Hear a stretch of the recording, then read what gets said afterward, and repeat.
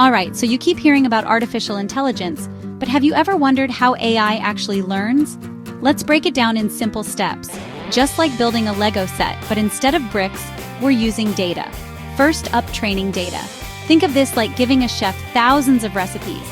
The more recipes the chef reads, the better they get at cooking.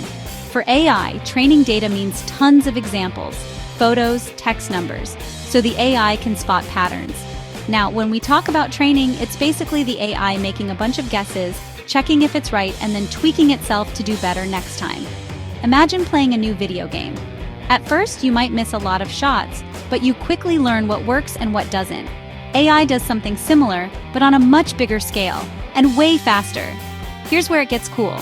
The AI uses math, like a lot of math, to compare its guesses with the correct answers. It's like having a built-in scorekeeper.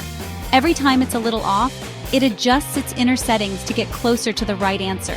Over thousands, sometimes millions of tries, it gets really good at the task. But, and this is important, if you feed it bad data, like scrambled recipes or wrong ingredients, it'll learn the wrong things. So good data is key.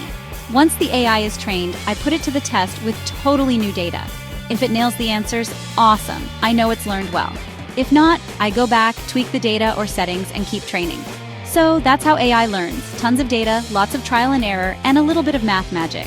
Next time you use your phone's face unlock or get music recommendations, remember, there's an AI chef behind the scenes who's trained up on mountains of data to make your life easier.